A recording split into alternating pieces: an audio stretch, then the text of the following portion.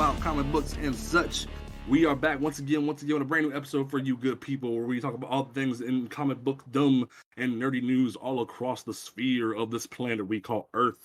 Don't forget that you can listen to this podcast on Apple Podcasts, Google Podcasts, Stitcher Radio, Spotify, YouTube, 1,000,001 other places like Amazon, Castbox, Pandora, wherever you want to listen to a podcast except for SoundCloud, because we don't support SoundCloud in this house. And I don't care who gets mad at me. Download my mixtape. God damn it. Listen. I feel like I had this conversation like I feel like I had this conversation like once a podcast where it's just like, SoundCloud, I love you, but I'm not paying you extra money when everybody else just lets me put my RSS feed up. I'm not paying you extra money to hold my files. I'm sorry, we ain't doing it. You can follow this podcast on Twitter at PTP_podcast. You can follow the website on Comics Ground on Twitter and Instagram at On Comics Ground, and check out the website on comics-ground.com for all of the latest reviews, previews, solicitations, opinion pieces, all that great stuff, where you can look at all the stuff we do when trying to show the world that not just white nerds can enjoy comic books. So let's get into it. My name is James Portis. To my left, we have the man whose fro grows faster than everything we've ever seen in the world. We have the man who literally randomly drove to Las Vegas the other day for like no reason, and I don't know why. We have Travis Tucker. How you doing today? Pretty good. I'm building the Gundams that I got in Vegas for that random trip. How's that treating you? Wonderfully. I'm building Titus from Age, and he's a fist fighter with beefy ass arms. It's been great. Excellent. And then our returning guest, we have the chief editor of YouDontReadComics.com and 1,000,000 other one projects that he has under the sun. We have Ronald Simmons. How you doing this evening, sir? It's good. You got anything that you want to pimp? Anything like that? No, I've been really busy on other people's podcasts and stuff like that. I'm here, I'm there, I'm everywhere. So hopefully by the summertime, I'll have my own thing going on. So, didn't you have your own show? What happened? I just never put it out, bro. I never put it out. It was conflicting issues, so it just never. Understandable. Okay. Yeah. And then we have a brand new guest to the podcast. He's already had Mary on his show, and we will have Mary on again with him at some point, because apparently these three want to argue about kaijus, and I have no interest in this, so they can just do that for some reason. So Travis and Mary and Wade, y'all can have fun with that. That's not my business. But we have someone so into Toku, you sure slay. Listen, Power Rangers is a whole other ball game. It's really the same company. No, it's not. Same company. That's the only time I fuck with giant robots, alright? Like, that's the one time. Anyway, we have Old Man Wade. How are you doing tonight, man? The god of stubborn is happy and satiated. All right. You want to shout out your links and your tweets and whatnot, and let people know where they can find you? Absolutely. You can find me on Twitter and Instagram at OldManWadeCom. You can find the Old Man Wade Show everywhere you listen to podcasts, including SoundCloud. But I don't understand why I use it after hearing everything that he just said. Exactly. I'm gonna hook you up, dog. I got you. Like literally, anywhere you want to go find the Old Man Wade Show, we're there.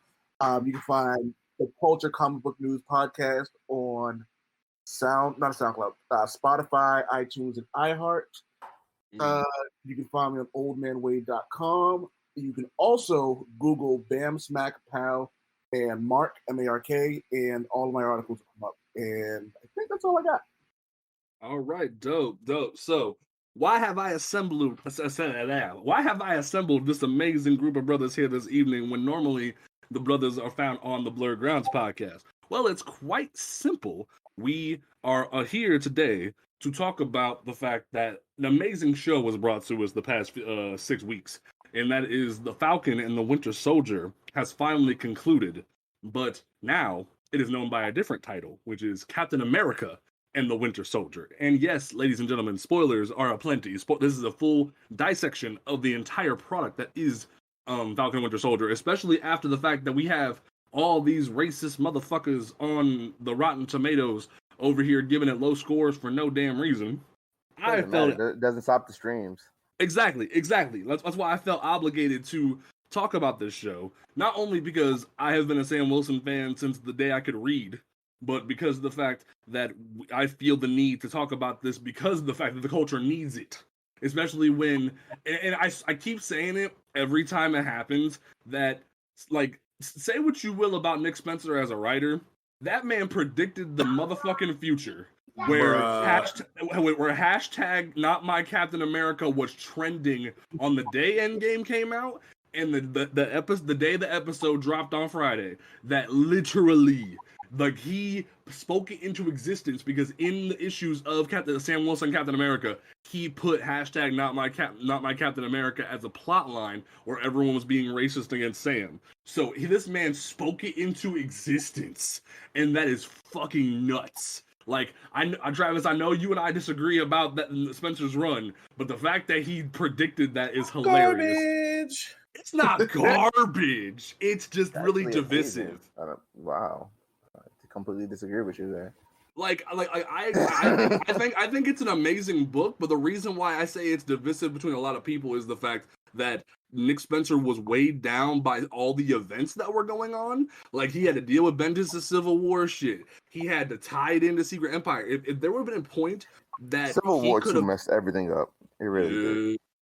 See, my problem with Nick Spencer's Cap run is that it made John Walker, who I was kind of fond of, incredibly racist, and I can't forgive that. John Walker literally already was racist. He already was racist already. I mean, whatever. Like, legit, like, if you look back at even fucking Omega Flight, when he went to Canada, he was racist then. He's been racist, bro. See, I jumped from his origin to Nick Spencer's, and I was like, oh yeah, no, dog, you gotta go back and do some reading. Okay. Yeah, you gotta go back. Yeah, you gotta go. He's always pretty much been the alt-right Cap. I mean, he's worse than 1610 Cap. So.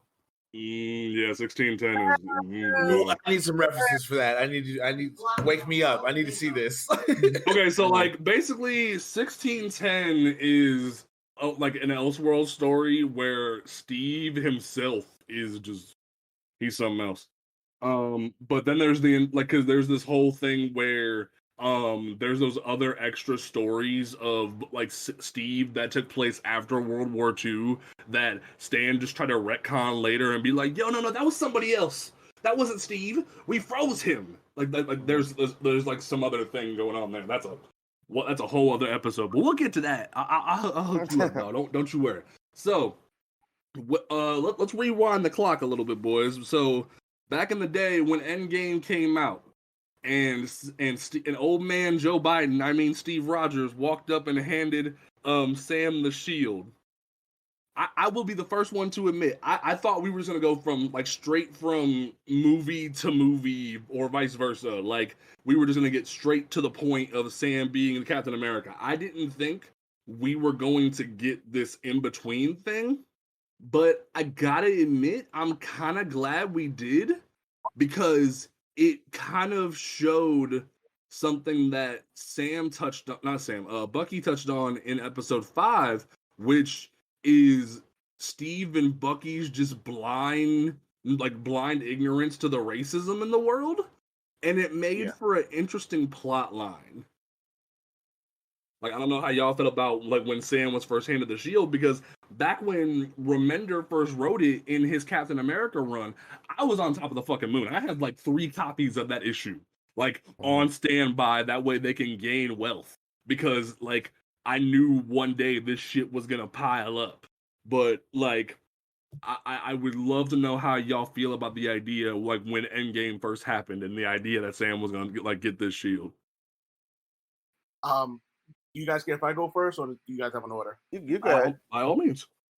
So, I absolutely 100% agree with the fact that I thought we were just going to jump right into him becoming Captain America with no in between. I was like, all right, I can kind of rock with it. And I was saying earlier before we started recording that I automatically assumed that we were going to get the Bucky Barnes Captain America first, just, going the same order that it happened in the comic books. But when they made Falcon the Winter Soldier, when they made Falcon Captain America, I was like, all right, I can rock with this. I see what they're doing. Let's just hope that they're not doing this because they want to seem woke. Like they're not making they're not making Sam Wilson Captain America to like appease the masses. Do it because you actually have a story. The masses. Explain yourself, son. Yo. Explain yourself, son. Oh, without a doubt. So we live in I don't like I like representation because you want it to happen. Don't give me some bullshit where it's like we're making this character black because we're put in a corner. Like, you know what I mean? Make Sam Wilson black because you know this is the right thing to do. You know what I mean? And they did. And when episode 1 happened, he gave the shield back. I went, are they really gonna go this route with like how racist, how it just seemed weird to give a black man title without any like real conversation? And then they hinted on, they flat out talked about how Bucky and Steve had this conversation without thinking of those implications because realistically they don't know. For as tolerant as they are and they want to be, they don't understand what it's like to be a black man in America and the kind of weight that goes with that title.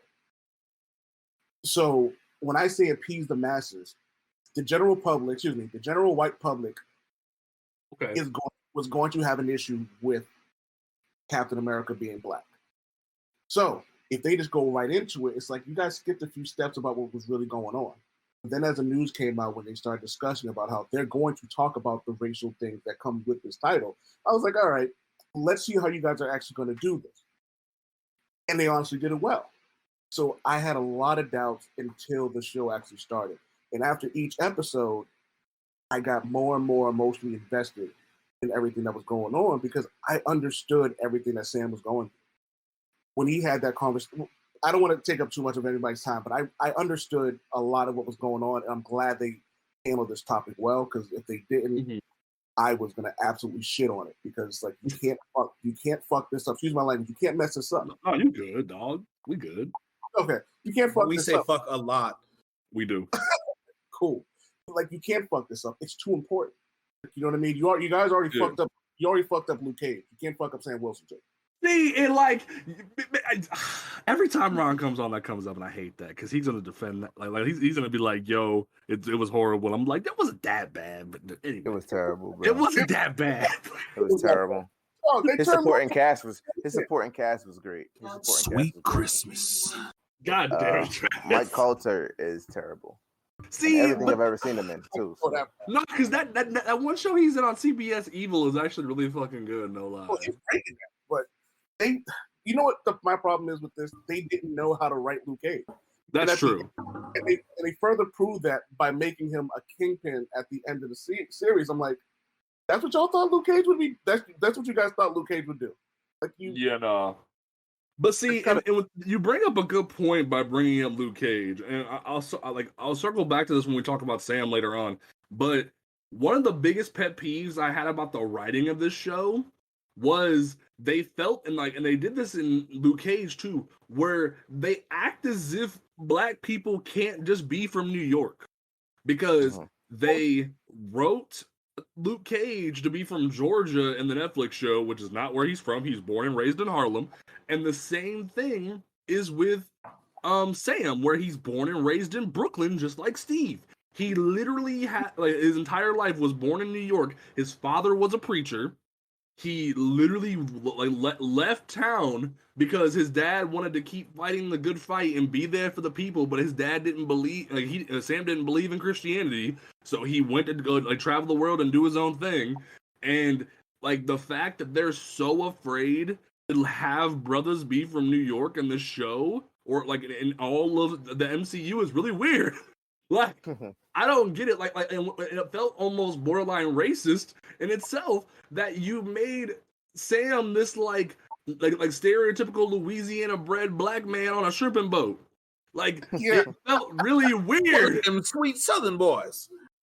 I said in the first episode they turned Sam into Bubba Gump. Pretty much. My wife said the exact same thing. She was like, "Really, we're going Forrest Gump on here?" Yeah. And it's I read a thing somewhere where it's they did this because Mackey's from Louisiana or something. I'm like, that's not an excuse. It was so weird. I mean, they made Killmonger from Oakland because Coogler's from Oakland. So, I mean, yeah, okay, but it felt weird to do Sam in Louisiana, like especially when I knew the symbolism of making him from New York the same way Steve was. It felt weird to do him like that. But like in general, Ron, like you are very much like the person who will like show people the truth when it comes to comic books. And I know you probably was out here like yelling at white folks about this series. So what was your overall opinion of Sam being out here in the show? I like the show a lot. I feel like the more that it gave me, the more that I wanted. No matter how much they gave me, it wasn't enough. Even though I didn't expect anything in the beginning. I think they use Sam like as like the lens for, I guess, white people in the show, because I felt like it was like like Carly was like super far this way and John Walker super far that way, and they had Sam like right in the middle. He wasn't allowed to be angry about any kind of issue. He was really calm throughout the entire series, and he really did. He just told the line, and I kind of didn't like that. Of course, he ends up on the right side at the end, but there were parts in the story where he's like questioning, Isaiah Bradley, and just like, you already know the answers to these questions. You're a black man, like, why are you asking these questions? That's a question that a white person would ask. But I saw that they were using him as the lens for white people, and it helped them not really make him, disagreeable or dislikable, because if he was that angry black man every time he got into a situation, then white people would have had a problem with it. So I think that Sam, there should have been more of like what he did in the last episode. He should have did that in the first or second episode. Yeah, I agree. It's funny because you're right, because it would have scared a lot of white folk off if he would have gave us exactly what we would assume he would be doing. They even made a clown of him in the first episode of The Bank to be friendly to the white people. Like, yo, hey, I'll play along. Like you can make your jokes, but like I'm only gonna do it for a little bit. Like it felt as if they were trying to like stick the white people's toe in the shallow end of the water at first before throwing them in the second episode, where they have the police show up. And it was like, yo. I mean, even when the cops showed up, Sam was kind of clueless as what's going on, but he was in Baltimore. You know what I mean? Like, not even the Avengers can deal with Baltimore racism. Right. And like and Bucky had to be the dude who'd be like, you know who this is? Like, that made it so good when Bucky of all people had to be like, do you know who this man is? And you're over here hassling him. What are you doing? And then they were like, oh, my bad. Can we get a picture, sir? Oh, I hated that so much, where everyone just wanted to take a picture with him. To like make up for their racism. It was just, ugh. I hate it. To be completely honest about it, that's usually how it goes down. Like, they did it. There was something similar in The Boys when A-Train was having an issue when they were following him around there, and then as soon as they realized who he was, everybody wanted to take a picture. Yeah, I remember that shit. I can't wait for The Boys. I'm excited for season 3. Travis, your overall thoughts before we dive into this. Honestly, like, I was kind of expecting something along the lines of like what the Winter Soldier movie was, but in like a show form and without Steve. So as soon as Disney started like splashing the Black experience here and there to finally like pour it out at the end, that's kind of what kept me on the hook. And I'm not gonna lie, I fell in love with this series. It had me on an emotional roller coaster. But oh, man, what Ron said resonates with me really bad. Like, I feel like Sam was the white people lens, because there were a lot of things that, man, like just trying to guess like why Isaiah was mad is like, but you're not only black, but you're also a vet, so like exactly how he's feeling. You know what I mean? There were a few times where I felt like that, and I don't know, throughout the show, it's nice that Disney is trying to put out this kind of content. I just feel like there are a lot of punches pulled with the social commentary. Yeah, and that was a big thing that I talked about on Twitter, like when the first and second episode came out, where it was like all these white people were coming out the cut, like, why are you putting your politics in the MCU movies? First of all, where have you been? This has been here for a hot minute. Second of all, this ain't politics. This is just life. Right. But second of all, y'all act like this is new shit when Black Lightning tried to do this 3-4 years ago. We tried to do this. We tried to be in your face about police confronting black people and all this other shit. Black Lightning is a black show, so it's okay. But Falcon and Winter Soldier, exactly, a show for everybody. Disney wants everybody to tune in. Exactly. So it's very interesting how like Ron hit right on the head where it's like Sam was that white people lens, and I can I'm honestly surprised they didn't have Isaiah call him Uncle Tom at some point, because the fact that he wanted to be the black man that served the country and he had already gone down that road, I could have seen it on the wall that Isaiah would have did it. I mean, he kind of did when he said no self-respecting black man would be Captain America. Exactly. He said it without saying it, but I feel as if somebody erased it from the script. Like it was meant to be said, and they tried to find a better way to say it without pissing white people off. It just that bugs me now. Okay, so let's get into Mr. Eric Trump. I mean, this Mr. John Walker, because he is something that I've been very interested to talk about for a hot minute, because everybody in my timeline was very much dissatisfied with John's ending, and very much. Yeah. Here's the thing. I think that at first I was a little side-eyeing it. Yeah, you curb stomped him in that little cosplay shield of his, but I really thought you were gonna have this big final bout with him and Sam, and they teased it. They teased it by making him gain a little bit of his humanity back and give him a new role with the Senator, quote unquote. When we obviously know who that is. We're not dumb. It's Madam Hydra. We're not dumb. And it's you're slowly gonna push him over the edge and make him back into the villain we want him to be, and we'll get that iconic cover that Spencer gave us of Walker coming in and smashing on Sam. That's gonna happen when the movie finally does come out, because yes, folks, we have been greenlit for a movie, and I will keep shouting it from the heavens that we have waited so long for this, and now we will have the second black man to headline a MCU movie, because I think after how well this series has been doing, that they might even fast track it out faster than Blade, because Mahershala's schedule is fucking nuts, and I could totally see them rushing that shit out just to keep it out faster, especially with Chadwick not being here. They need a new headlining black person, so I could see them doing that. But in general, Walker as a character very much feels like the definition of white blindness. He tries to be such an ally, but he's such a racist underneath. He is just the carefree white man who is yo, I'm great at everything. I got the Medal of Honor. I did all this great shit. Everything was handed to me. I'm gonna be a good ally to you and you and you. And it's just Go ahead, Wade. I was gonna say, you got a black friend and a black wife too. Right, you were trying to co-sign him so hard with that. You even gave him the light-skinned wife too, that he brought home to his parents and everything. Look, mom and dad, I got myself a black one, and it's just it read so much like they were trying to make him seem like he was an ally to everybody. Even gave him the full treatment with the marching band too, and it was just he's high-fiving all the black people. The whole show, marching band out there, every black person out there co-signing. And it was just, and it was so interesting how they had Lamar there. And I knew Lamar was marked for death the minute he got on that damn train. It didn't even matter if he waited 4 or 5 more episodes, that man was gonna die.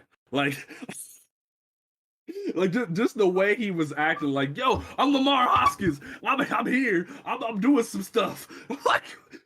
You going out bad, don't you, dog? All praise to the actor though, because he was doing his best.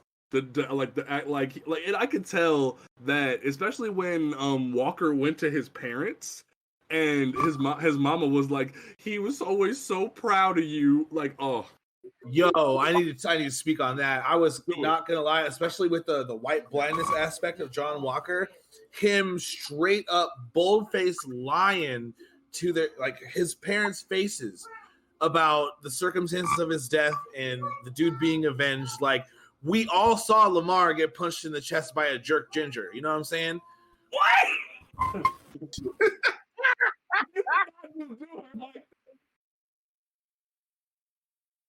No, for real though, that had me pretty messed up. Like, how are you gonna lie bold-faced to their family and act like you actually care about these people? Because in my opinion, he doesn't care. He clearly doesn't. And he's like, "Oh, if you guys need anything, I'll be here." He's never going to see those people again. His sister saw right through him. The father kept asking details. Only the mother really believed him. Mm-hmm. But like, because the father and the sister were kind of in the background, like, I don't know if I believe you. Yeah. Like his sister was side-eyeing him so hard, and I could tell she saw through his bullshit.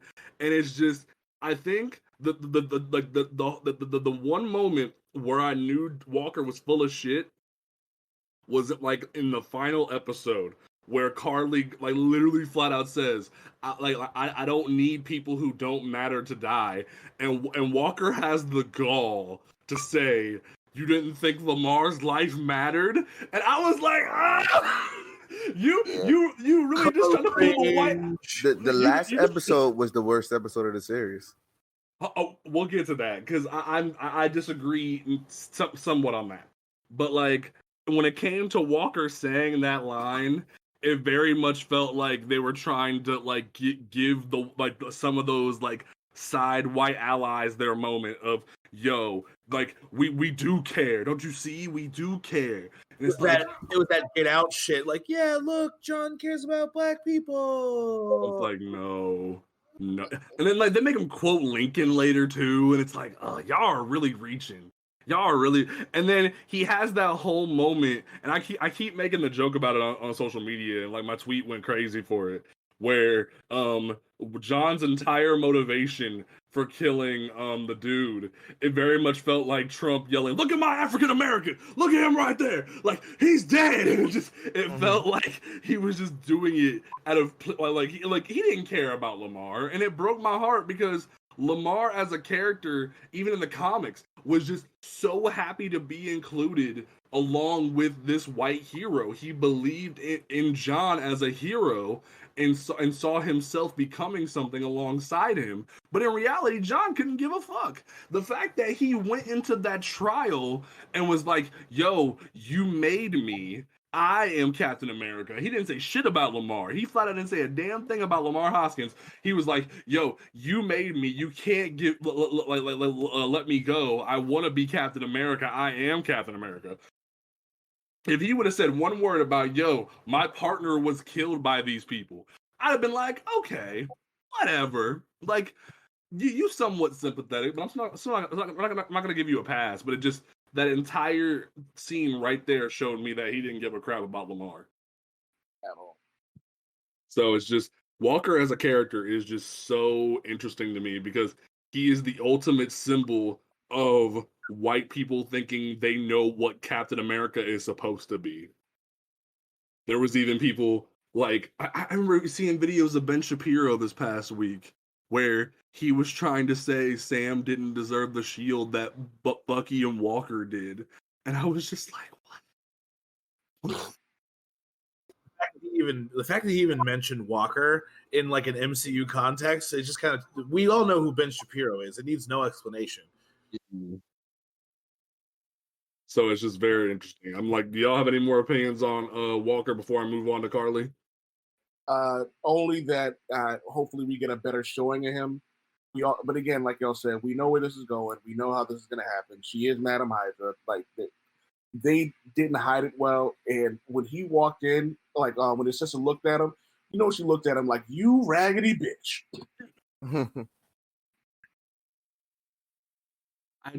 I feel bad for his wife because she's just as co-signing as Lamar was. So like if they bring his wife back for the movie and like his wife dies on some stupid shit from Hydra, I'm gonna laugh. Like if Madam Hydra has a gun to his wife's head, like you either do what I say or else, I'm gonna laugh because they're gonna make him more of a victim or like a fake victim than he already is. But in general, I want to move on to Carly because the reinvention. Ginger. Stop saying that. What? Stop saying the ginger. I think Ginger. Walker. I think he was good until the last episode, in my opinion. Like his development was actually really great until the last episode. I don't know, man. Like I think the last episode was them trying to humanize him a little bit, and they shouldn't have done that. They should have just kept going where he was going. And he was humanized enough where you could see why he became the way he was. He's human, like you said. That part about like with him in the courtroom and yelling at them, like, yo, all I've ever done is what the army told me to do. So many people can relate to that. There's so many people who have been in the same situation, and that goes back to the conversation that he had with Lamar about winning all those medals of honor. He's like, do you think the things that we did to get those medals of honor were good things? They weren't good things. We're just doing them because somebody told us to do them. And that's a lot of people in the military and a lot of people who are in civil service and stuff like that. And you can get jaded and you can wind up that way. So I'm glad I brought you on this evening.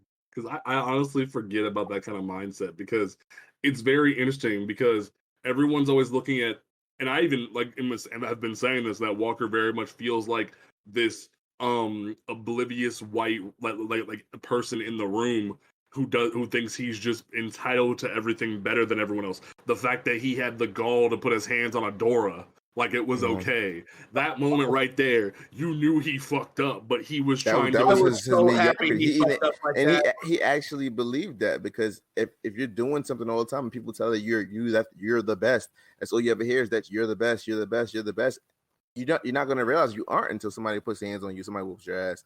Like that moment of shock. It was like Toy Story when Buzz tries to fly and he breaks his arm. It's like that realization, like damn, I'm not that. And some people bounce back after that, and some people still super soldier serum. So yeah, and I love how he did too. Like, I love the moment where they just straight emasculated the fuck out of him, where he just goes, "They weren't even super soldiers," and it's like, yeah, man, you ain't the bad bitch you thought you was. With that, they straight savagely beat your ass. Did y'all see the comments online when somebody was like, "Oh, what the Dora Milaje did was fucked up. I can't believe they did that." And I was like, "You can't believe they had a failsafe." They put their hands on a white man. I can't believe they did that. Even though they defended themselves? Okay, yeah, sure. They didn't trust him. No, nigga, they didn't trust him. The fucking terrorists. The fact that he wanted to be that oblivious white person to put his hands on a black woman and be like, yo, maybe we got off to the wrong start. I'm like, nah, man. So you drop your shield and just be like, look, I don't want no problems. Exactly. I mean, you either drop your shield or they take it from you and drop it for you. And that's what they fucking did. Like, honestly, what would have been so hilarious is if the Dora would have thrown the shield to Sam, like, you're the only decent person in the room, we're leaving. That would have been fucking hilarious. Like, I legitimately that would have been a great moment, like, of sort of the precursor to what happens later, of, yo, hold this, and then Walker snatching it back would have been great. I would have loved the shit out of that. But no, so let's move on to Carly because I feel like she deserves to be talked to. Because she is a very interesting reinvention of a character. Because literally Carl Morgenthau, the original Flag Smasher, is ironically an entitled rich kid with a crazy ideology. Who thinks that all world governments need to be destroyed and rebuilt, versus Carly, who has basically become a plot device in her own right when it comes to the blip or like the whole Thanos snap thing. And she's from the world that we really didn't get to see because in Endgame, we saw this really dark and dreary version of Earth during the 5 years. Versus what Carly's saying, and what all the Flag Smashers are saying, is that during that time period, everything was somewhat better. That there was a sign of like a time of unity with everybody, and So now Thanos was right. Technically, Mm-hmm. I don't know if that's technical. I feel like that's pretty on the nose there. like what I mean by technically is like we lost so many people, but at the same time, Carly and Thanos are technically right that everybody was better off when everyone was united, and the GRC or whatever it was, the GNC or the GRC, like trying to relocate everybody and create this new unified world government in their own way or re-separate everybody, and it's like, yo, it's a very interesting thought process of what would happen if some motherfucker who used to live in my house randomly just like re-popped into existence. Like that's stuff we really need to think about when it comes to her ideals, because everyone's just constantly crapping on Carly, but she's kind of like what Thanos wanted was people trying to like believe in his message of you're better off when you're unified, and when I take something away from you, you begin to learn anew, and when you put everything back in the box, it's not what you think it's gonna be. So it's like I kind of really dug Carly up into the last few episodes where she was just kind of losing her shit because everyone's dying. Like at first, now granted, at first, in the first episode, I wanted the Flag Smashers to be like this really good rogue op, but then they just made them some reckless young people who had gotten the super soldier serum. But even that was interesting to me. They couldn't do that because then there'd be too many heroes, you know? Like they needed Carly to be the bad guy, so she had to blow up a random building with people in it. That's what they always do, you know? So yeah, and like because I remember reading Captain America comics when I was younger, and the original Flag Smasher is very much just this one-sided villain, versus to see Carly actually adopt what Thanos was throwing down is very interesting to me. But then when she starts losing all of her people to the sacrifices, except for her like adopted mother, everybody else was dying for her cause. And then there's that moment in the last episode where she's like ready to jump on the fucking pyre and everybody go with her. And she's like, one world. They don't answer her for the first time. And I was like, yo, that's motherfuckers don't want to die. They don't want to die. Because you want to fight. Some of them that were willing to do it. Yeah. Like there were some of them that were willing to do it. Like, and then when she lost the few of them that weren't ready to go with her, and she just has the few like hangabouts, that made it interesting for her. So like I know Carly is a very like divisive character because a lot of people just don't like her, but like I think she has an interesting story to tell. Like I would love to hear y'all's opinion on her. I got some stuff that I told you about offline, but I heard a big rumor that I don't know if I sent it to you that there was another plot line out in this show and they had to get canceled due to its closeness to the actual pandemic threatening our world. So yeah, interesting. So I think Carly might be even more interesting. If you remember, like the first episode, they're talking about getting vaccines to people and stuff like that, and you never hear about it again. Yeah, I forgot about that. Yeah.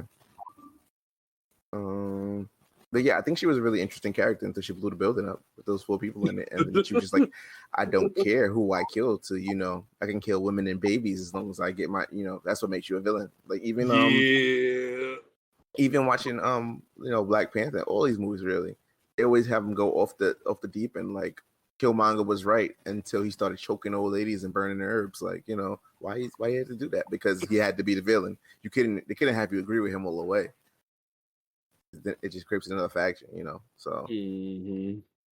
You right, Travis. You over here insulting the poor girl. How'd you think of her? I liked her character and her motivation. I just felt it a little odd because the scenario is a bit too complex, but it kind of feels like they took our jobs kind of thing. But their problems were more faced with the government taking things that they had acquired in the past 5 years rather than they took our jobs. It wasn't as simple as that. You know what I mean?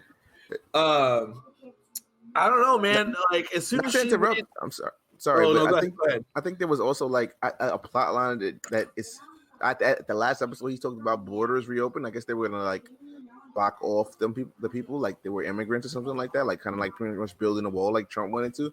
I think they should have really went more into that too. I think like a lot of plot lines and stuff was just missing, man. And I think Carly would have been a more interesting character for it.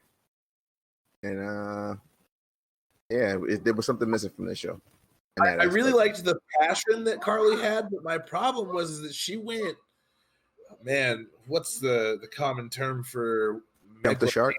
Yeah, she jumped the shark pretty hard. Yeah. But then like she went from I care about my people and what we've been through to I don't care who dies in 6 episodes. So that was kind of hard to deal with. And you know what's nutty?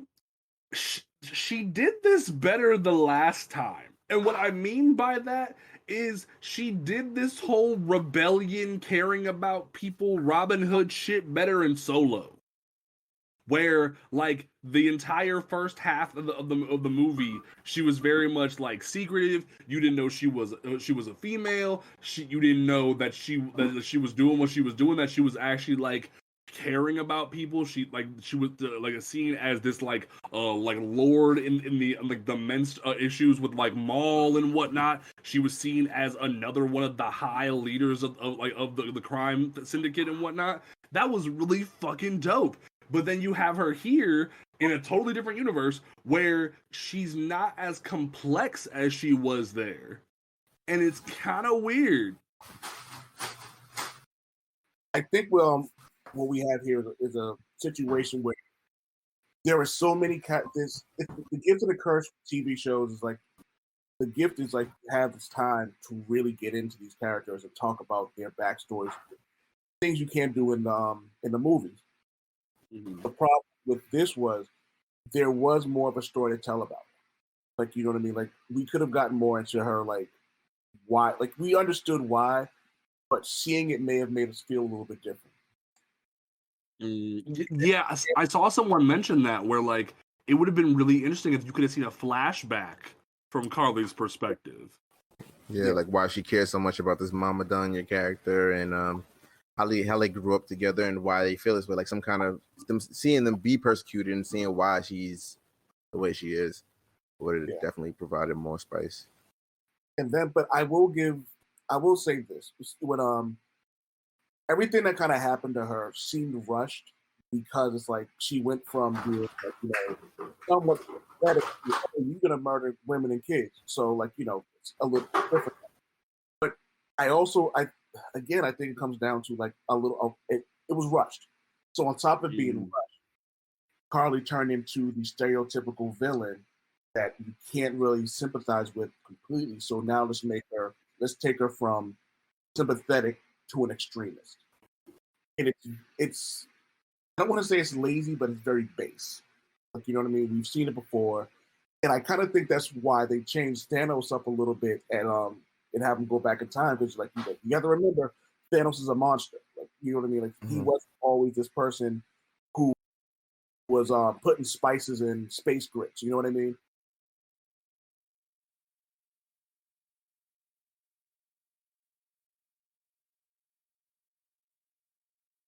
Like, so when people started to like really love him, and then Marvel see longer, and then since it's worked with Thanos, this should also work with Carly. So now we have to wonder: is this going to start a trend with villains now? Are they going to like? I miss the old days of evil villains. Like, what happened to that? You know what I mean? Like every villain doesn't have to be someone that you relate to. You know what I mean? And I think we could have had more. If Carly's going to be relatable, keep her relatable. Keep it like that. Make her death mean something. Because when she died, true. I didn't really give a shit. I felt nothing because one, we all saw it coming, and two, it's like, meh.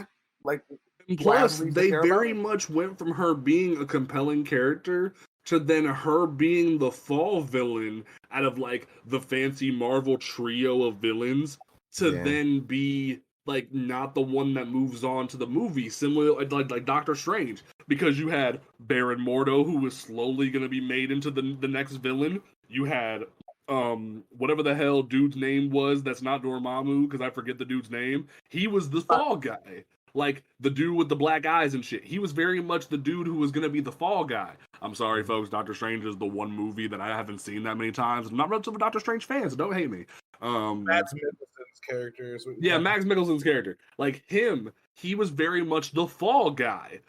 Or in the case of Iron Man 3, Mandarin, he was very much the Fall Guy. He wasn't going to be the one that would move on, even though Killian didn't either. Like, there has to be a Fall Guy in every Marvel project. And in this case, you have Sharon now and Walker that are going to move on to the movie and be the next threats. So they went from seeing Carly as this really good middle ground or cause and effect as to why Sam, Bucky, and Walker are beefing, to then now just throwing her out with the trash. And it's like, you didn't need to do that. You could have built something with her, and instead you turned her from compelling into, like Wade said, just not worth our time. Yeah, there was definitely some underlying stuff there. I think I was talking to Black Gay Comic, and he mentioned that it seemed to him like Game of Thrones, like, you know, they built what's her name up, and then like season 8 comes and she just snaps, and there's no development to it at all. She just snaps. I feel like Game of Thrones is a bad example because Daenerys had a little bit of complexity where she had to like either kill slavers and then come over to where there wasn't a clear-cut evil, whereas Carly like had a goal and then the goal kind of grayed and then it turned into I don't care who dies, and she was pretty vehement about that. And with Daenerys, like she was crazy, like she was. You had to see that coming, like little by little, like she was going off the deep end with the stuff she was doing. But she was a good person. It's the same concept because, okay, I have a means to an end by any means necessary, but at the end of the day, I still have ethics. You know, like I'm not trying to hurt people, and then to go from that to like just not caring, like it's completely different. Like I don't care who dies. Like, I see what you're saying.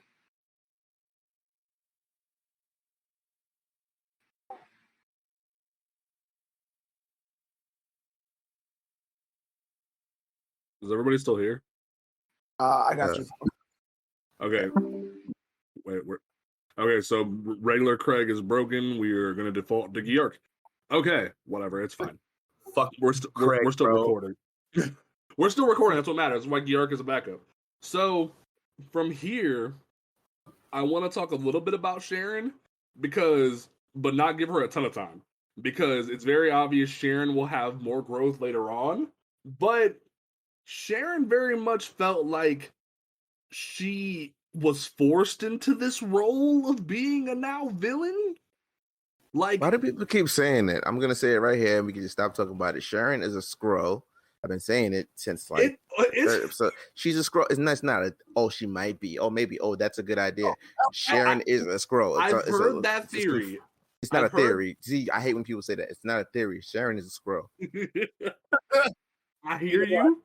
And you're valid, but at the same time, the reason why it irks me is that until we have confirmation that she gonna flip her whole head and turn into a Skrull like they did on WandaVision, until I see that, my entire brain keeps going. It almost feels like character assassination because they spent so long. It's 2008 and everybody's a Skrull. Bro, that would be really fucking cool to look at.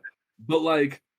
The reason why I'm saying it feels like character assassination until we know that she is a Skrull, is because they spent so long dick riding the idea of Peggy Carter that they like trying to make her the Agent Carter, make her the one that's important. Even though Sharon is the well-known Agent Carter, she's like she takes it from her aunt. But she's still the more well-known Agent Carter in the comic books. She's the one who dates Steve. Steve never actually dated Peggy back in the day in the comic books. she's the one who ends up marrying Steve, and she's the one that ends up killing Steve. Spoilers for like an 8, 9, 10, 11-year-old comic book at the end of Civil War. She's the one that kills Steve while being brainwashed by Arnim Zola. She did this shit under her, without her own control in play, and she hates herself for it and goes on a mission to prove that Steve is alive, just trapped in time. So when and she ends up being the one that takes over as the head of S.H.I.E.L.D. instead of Maria Hill when everything goes apeshit and Maria Hill is kicked out of S.H.I.E.L.D. So when that's why that really famous issue of Riri and Sharon beefing in Invincible Iron Man is so funny to me, because the movies literally refuse to give Sharon development until now, and then it's like, oh, so like that development you wanted, we're gonna make her a villain, and I'm like, wait a minute, what have you done? She honestly feels like opposite Nick Fury. Like, she's super secretive, hyper-connected white woman, while Nick Fury is like in hiding, super secretive, well-connected black man. Yeah, that's one way to look at it.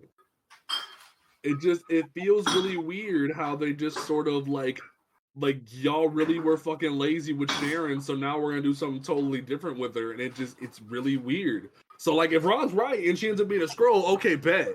I'm down with that. But I want there to be a redo for Sharon as a character, because she deserved to be the badass bitch that we saw in that one episode of like episode 3 or 4, whatever it was, where she's just knocking the shit out of all these dudes. She's meant to be the ultimate super spy and almost better than Black Widow at times. Like, she is meant to be a bad bitch, and when you just sort of make her into a villain, I'm over here like, what are you doing? Stop it. No. So like, I don't know if, like, beyond Ron's theory over here, I don't know if y'all have any other opinions. I don't know if y'all have any other opinions on Sharon. I did until he said that, and so I'm rolling with it. Like, it makes so much sense in the power broker thing, and like considering how much the Skrulls need information, and the people they replace are the ones who are super important. It all makes sense. Like, you know what I mean? And like you said, back to 2008, everybody's a Skrull. We don't know what's what. And so yeah, it makes the most sense. I don't think it'll be character assassination, specifically because I don't think this is going to be a thing where Sharon was replaced and she's alive. Like, I believe she's replaced and she's probably dead. Damn, that would suck. That would really suck. I'm sad. But you know how Marvel likes killing people. You right. I just like, now granted, I really worry though that if they finally do Secret Invasion, right? Because that was my biggest issue with Captain Marvel, was that they made the Skrulls seem sympathetic, and like now all the Skrulls are working for Nick Fury, and it just feels weird. But like, in general, if they really do evil Skrulls at some point, and that's how they're gonna fix all of their plot holes, like, oh, a Skrull did it, I'm gonna be like, okay, Marvel, okay. Like, that's how I'm just gonna feel. Travis, do you have any? Are you with these two on the conspiracy theory, or like, how do you feel about Sharon? I'm gonna be honest. Like, it makes sense that she's a Skrull, but I don't want her to be a Skrull. Damn it. But with all how deep they're getting their claws in, I don't know, man. Having Nick Fury, Madam Hydra, and a really hyper embedded Skrull that is also Agent Carter, it sounds like a pretty epic setup. I'm not gonna lie. I was playing this whole speech about how I feel like Sharon's did wrong even after they started to do her right, and then y'all are just like, she's a Skrull, and I'm like, damn it. So now time for the part that I've been dreading. Time to talk about a Nazi, because apparently all the white MCU fans want to co-sign a Nazi. So let's talk about Baron Zemo. Oh, fuck me. Let's talk about Baron Zemo. Well, technically, MCU Zemo's not a Nazi, so. And then, if we're being honest, there was a Baron Zemo in the comic books that wasn't the Nazi Baron Zemo. True, but it's just like, if this was any other, if this was anybody else, like, when people are out here like, yo, we want the Zemo cut of the fucking thing, like it's the Snyder cut, and all y'all wanted was like an hour thing of this one dude dancing. It really bothers me that, like, when we've known for so many years that Zemo really is just a Nazi and he just hates everything. MCU irks me. Zemo was right. I mean, the Avengers were horrible and beat them, and he proved himself right. Zemo was right. He was out of line, but he was right. Yeah, exactly. Sam said he was out of line, but he was right. Exactly. That's why Black Panther spared him. He realized, like, yeah. Like, you stupid, but you right, and it sucks that you are right.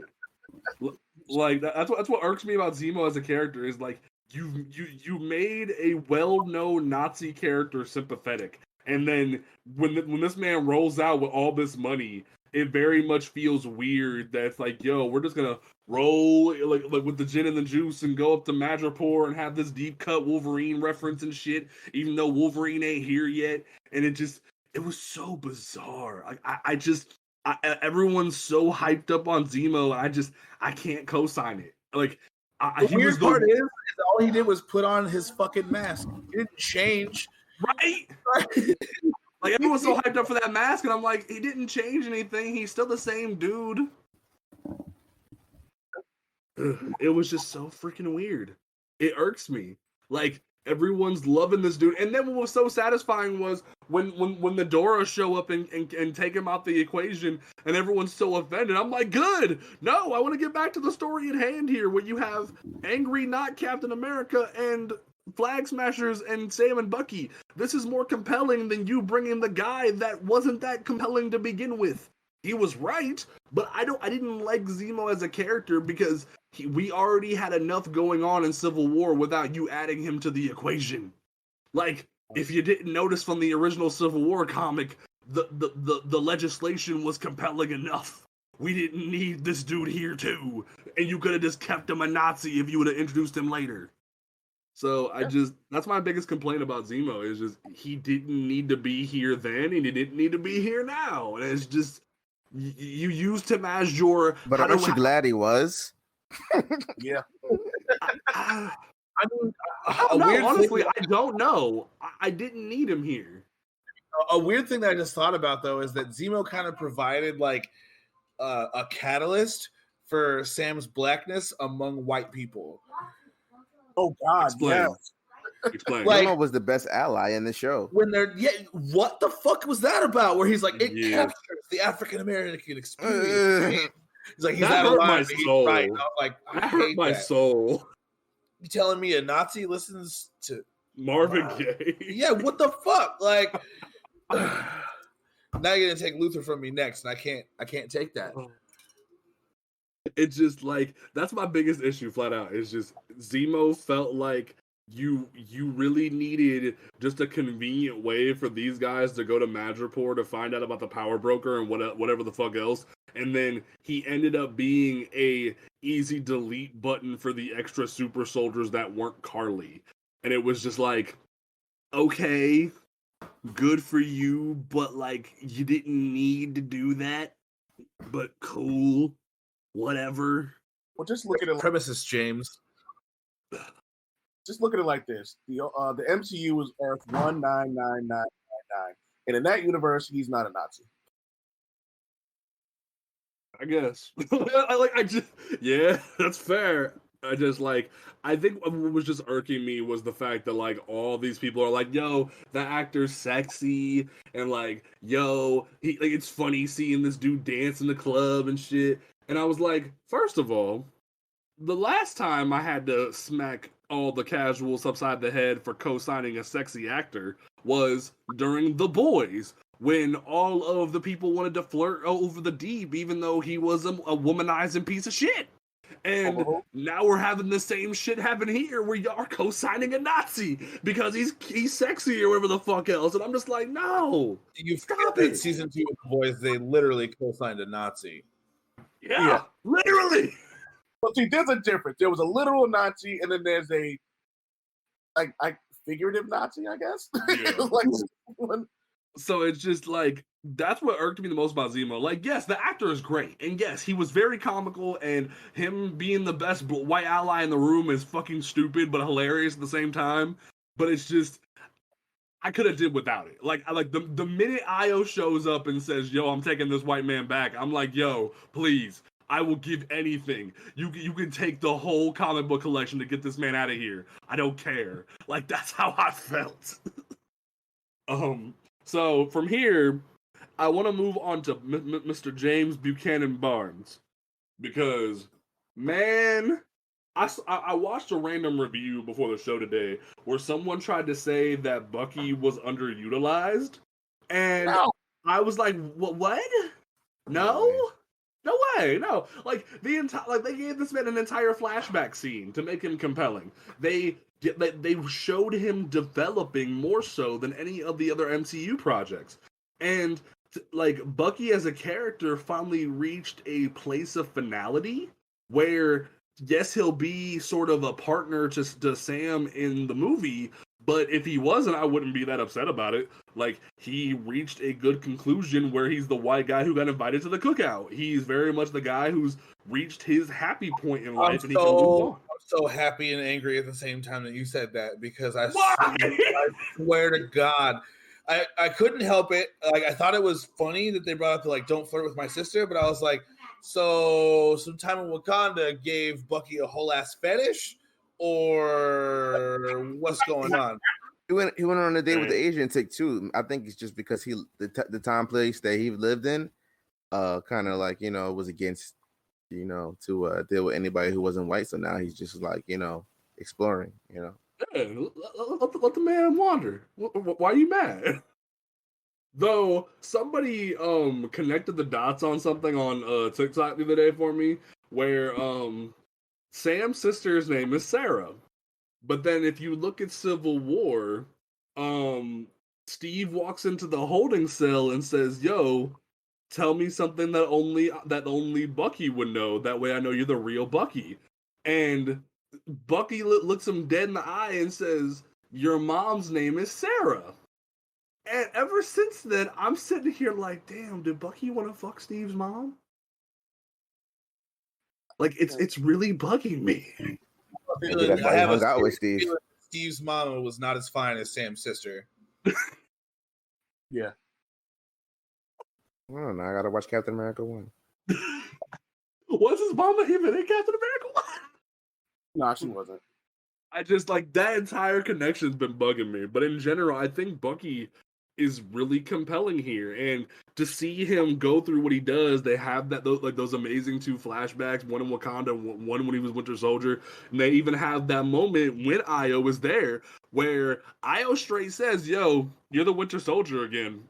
You're fucked, and I'm taking your whole fucking arm away." And then later on, when he brings her Zemo, he calls her the White Wolf again, and I was like, all right, okay. Like, it showed growth, and I really enjoyed it. To say that Bucky didn't have enough character development is ridiculous, because he probably had the most character development on the show. Exactly. I was happy in episode 5 when it really focused on Sam, because it wasn't focusing on Sam. Like, Bucky was a big part of the show. Right? Like, they were very, like, they started to give Sam development, and they went back to it being the Bucky show, even calling the Dora in to be the co-signers for Bucky and his development. So when I hear people saying Bucky wasn't done right, it just irks me. So it just, I don't know, if y'all like have anything to say who those about people are, so yeah. Same people have the shield and go, Sam didn't deserve it. Oh, we'll get to that. But because I'm about to devote a whole section here to Sam in a second. But I want to, like, if y'all have any other thoughts on Bucky, please speak up, because I think he was very finite here. He reached a good conclusion here. Yeah, I don't have any other comments other than what I said. Like, I think it could have been a little bit better because they didn't really show I guess his friend's name Yuri's reaction to him telling that he killed his son. It just kind of showed that he told him, and then he just dipped and went straight to the cookout like, fuck out of here. Yeah. I mean, yeah. All right. So. Okay. Fair enough. That was a little bit weird. I'll give you that. Travis, do you have any thoughts on Bucky? actually just laughing at what Ron said. I killed your son. Now it's time for me to get a plate. I'm out of here. Yeah. I killed your son, but I heard they got some fucking crawfish, catfish, they're boiling corn over there. I'm out, bro. Like, give me some collard greens. I'm out, dog. Man. Oh shit! Damn. You right, but shit. Okay, so the year is 1999. Young James has begun to start reading comic books. Was given some Batman comics by his friend, like by his friends and his cousins and his mom. But then he goes to stay one weekend at his daddy's house, and his dad sees him reading these comics. He goes, "No, we're gonna get you a black superhero." So he drives him like a half an hour away to the nearest comic book shop, digs in these long boxes. Even though my dad has never known what a long box is in his entire life, and digs out an issue of Captain America and Falcon from like the early like 80s and 90s. And he hands them to me and says, "You are going to know what a black superhero is." And then he even finds a Black Lightning #2 from the early 80s and 90s.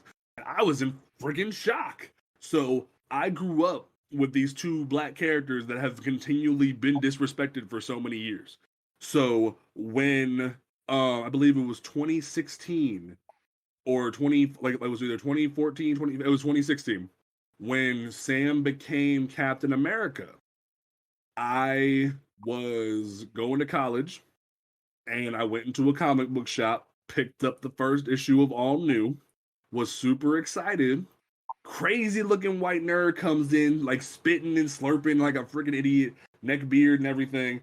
And he's like, "Why is Captain America a black man now? What did they do to Steve Rogers? They turned..." I'm not gonna say the freaking word, but he freaking hard everywhere and started getting mad. And, yes, this literally happened to me. And I was a mess. Like me, a 6 foot tall mixed kid, I'm a gentle giant. I will usually beat people down for doing stuff like this. I could not move because my heart was broken. And this amazing like white comic book store owner looks at me distraught and just throws this dude out of the store. And he gave me the first issue of All New for free. So when I tell you, when Secret Empire rolled around and they took away the shield from Sam, I was pissed. And when nobody supported Falcon's 6, 7, 8 issues, and Sam has yet to have a comic since, I've been pissed. So when Endgame came around, and Joe Biden, I mean old Steve Rogers, hands Sam the shield, I was a damn mess. I was like vindication. Because ever since Secret Empire and all the stupid comics gators, and yes, I'm talking to you motherfuckers, got all upset about Sam being the Captain America and Riri being Iron Man or Ironheart, and Jane being Thor, and I'm not gonna call her Jane Foster. No, she's Thor. Eat my ass. Like all y'all got upset about this shit, and I lost the greatest fucking thing that ever happened to me in comic books. And when I got it back Friday, I was a damn mess. So I think this show has a good chunk of flaws, but that episode right there, you see that man bust through the window and says he's Captain America, 10 out of 10. I didn't give a fuck. Like right there. Like Sam literally grew so much over this time period from having to deal with the insecurity of being a black man with the shield to then seeing what happened to Isaiah, a character who went through an amazing arc in the comic books. If you have the ability to read Captain America Red, White, and Black, please do. It's an amazing book. I read it when I was a kid. It's amazing. And Sam goes through this arc where he becomes the man he needs to be.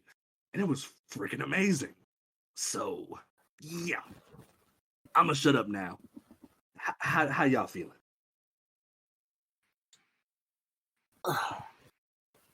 I loved the moment. I watched it. I rewound it more than a few times. Where he was like, "Who are you?" He's like, "I'm Captain America." I wish that moment would have been a little more dramatic. It kind of it almost seemed like a throwaway. Like, you know what I mean? And granted, he got his moment in the sun towards the end. But I really wish him finally acknowledging it for the first time would have had a little more weight, a little more emotion to it. I was talking to one of my old editors, and he was saying something that made a lot of sense. He goes, the final episode was good, but it kind of missed the landing. And the more I think about that episode, it was like there were so many moments that should have been prolonged. And we talked about this with Carly. Mm-hmm. So, and when me and my wife finished watching it, she was like, that's it? Like, that's the series? And she goes, there was only 6 episodes. And I was trying to justify it by, like, WandaVision had 10, but they were shorter episodes. But it wasn't the shortness of the episode that I realized what she was talking about. Until you guys was talking about this, it's like it was rushed. There were moments that could have had more emotional value. In him saying I'm Captain America and then kind of like keeping it moving. It was smooth, but it could have been more. It could have been that. It could have been Sam Wilson's I am Iron Man. And I think the reason why they rushed it was because of Walker.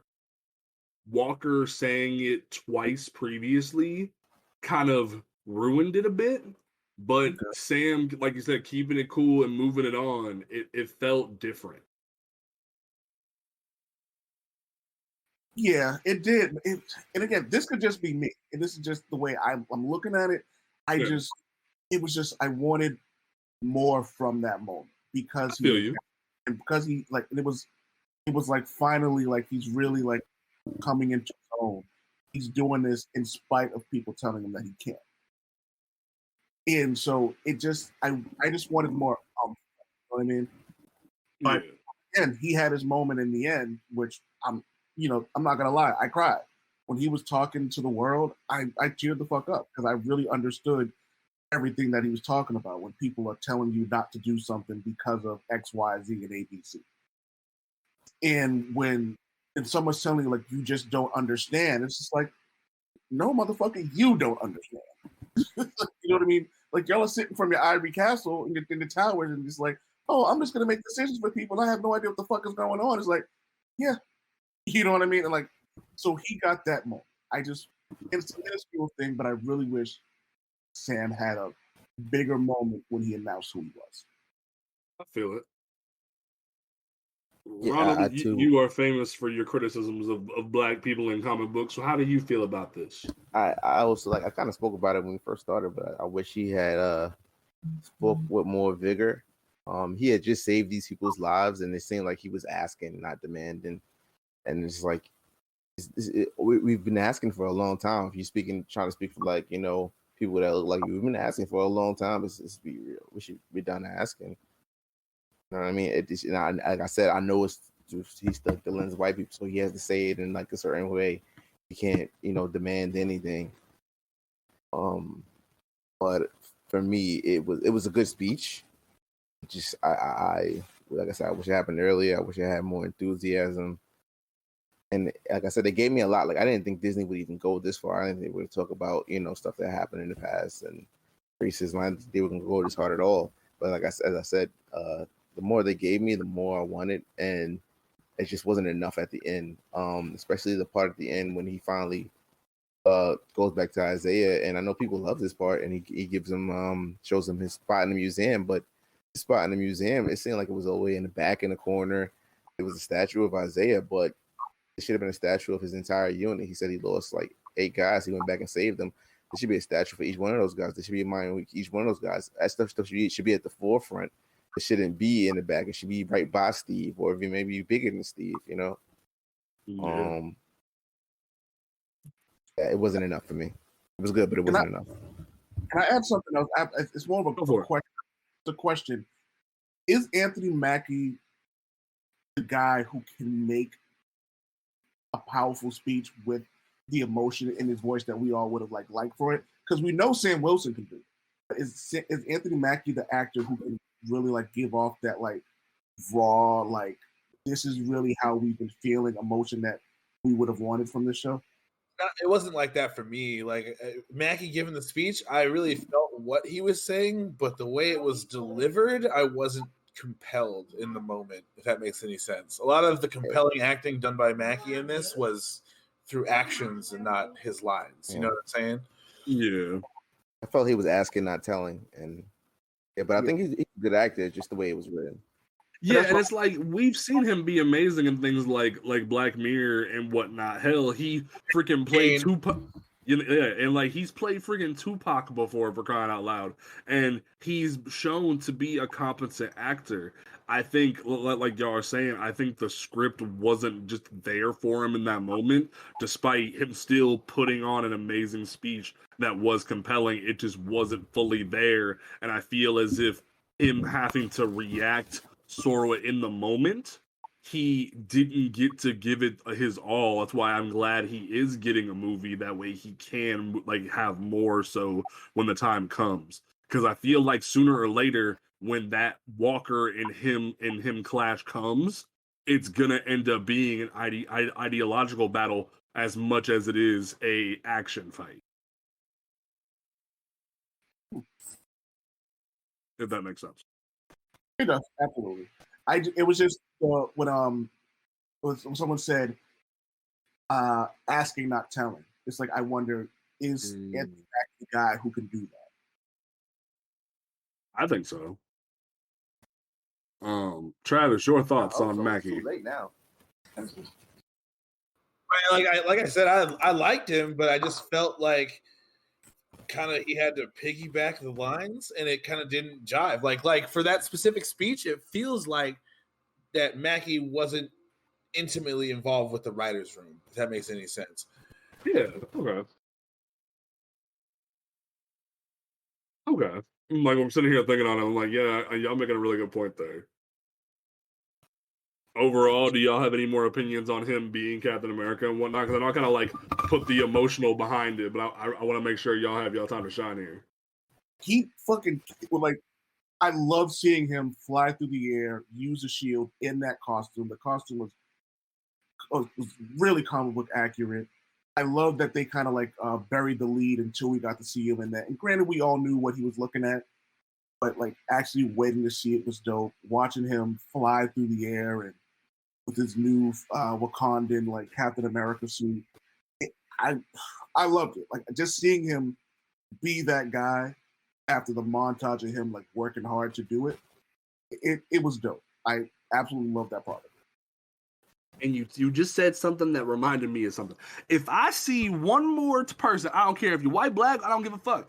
If I hear one more person give this man shade for having the advanced black people make his suit, T'Challa's the one who invented his wings in the comics. Yeah, he gave me as Ron will always tell you people. Oh, y'all don't read comics. Yeah, you don't read comics. That's literally his shit. I saw several times that day. I saw so many like black folks up in the cut, like, yo, why does Sam need the advanced black people to help him? Because that's literally his origin. Like, yes, he was always like telepathically linked to the bird, but T'Challa's the one who invented the wings for him. And then later on, T'Challa made him better ones that were made out of hard light. So it's like when I see dumb stuff like that, I'm like, what are you doing?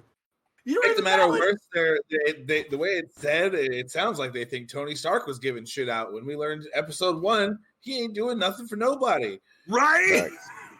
Tony ain't cutting no checks. He didn't cut nobody a check. I heard that shit and I was like, what in the world? He wasn't paying nobody? Really?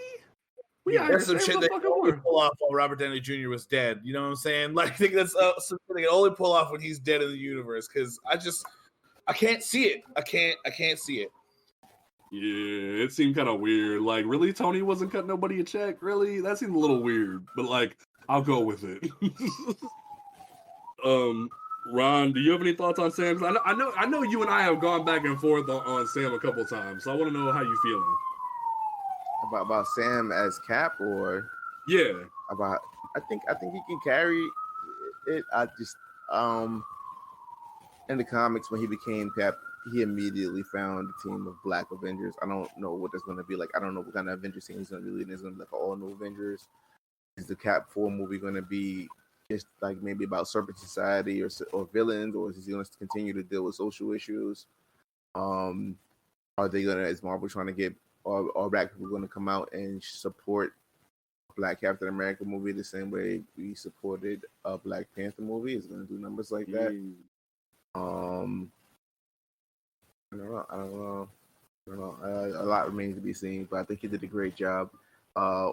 Somebody I was having a conversation with said that the show was great, but it could have ended at episode 5 when he opened the suitcase, and I agree there were like a lot of high points in episode 5, and it could have ended there.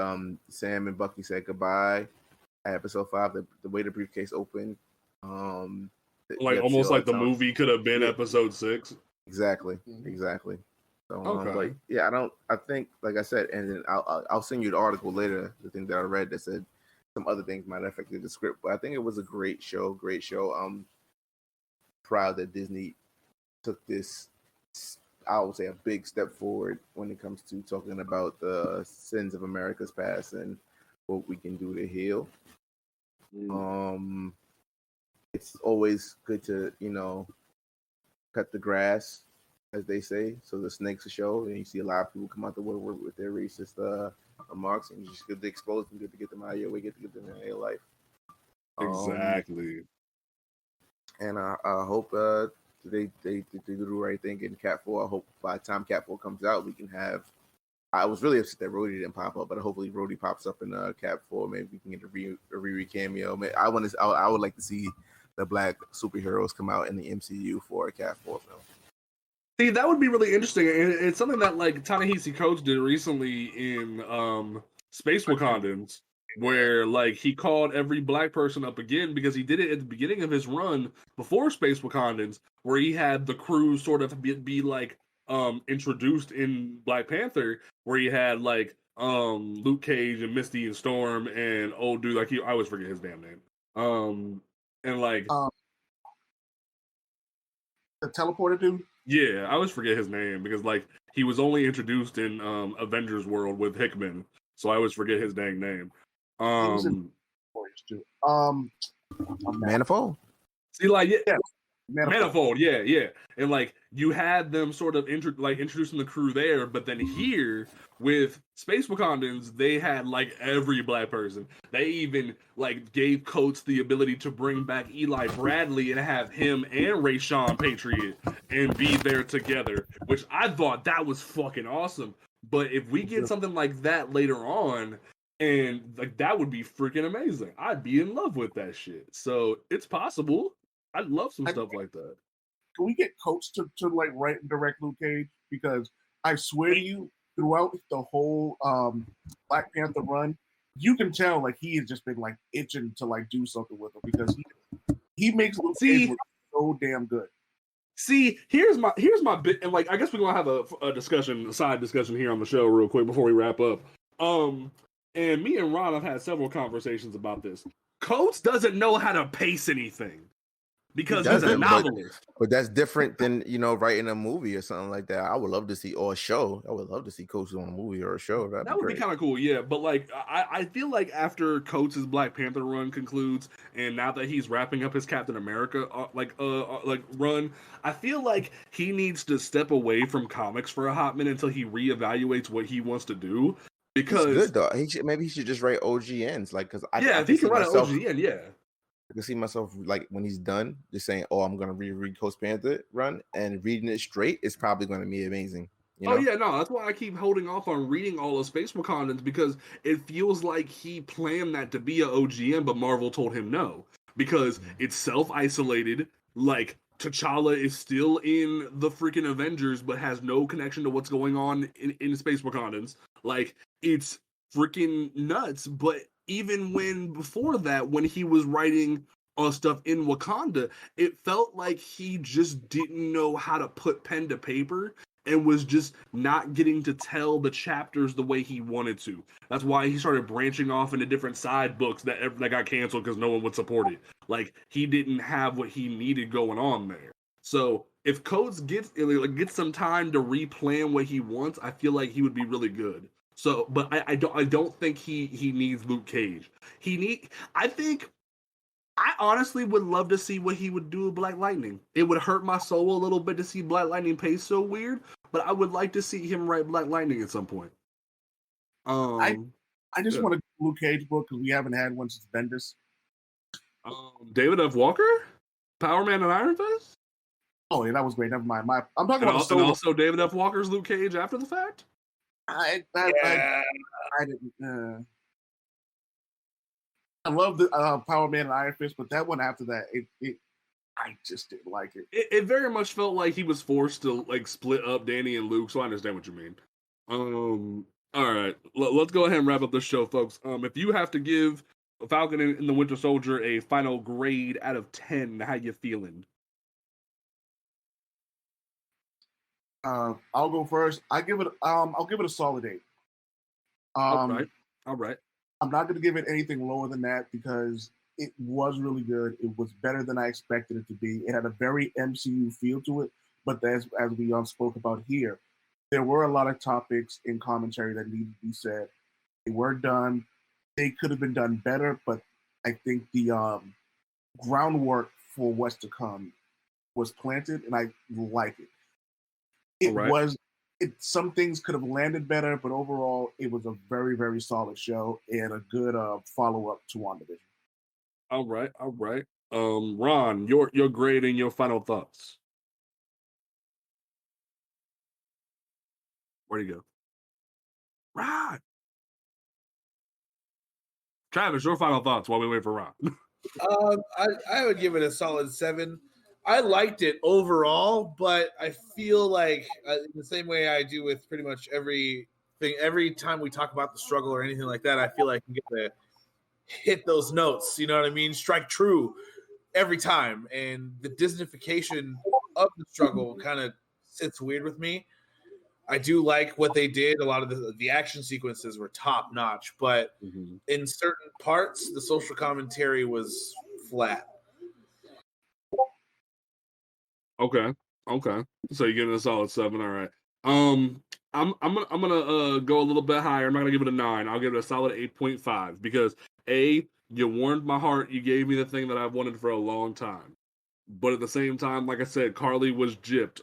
Walker was held off for later, but it was still compelling. Zemo didn't need to be here. You turning Sharon into a villain or a Skrull, whatever the fuck you did, was a little weird. But Bucky and Sam together were still very good. And that's what I needed was these two, for Bucky to have finality and for Sam to be the next one in line to do the damn thing. And that's what mattered to me. So I think we reached a really good, comfortable point. So thank you for that. Ron is muted. Unmute yourself.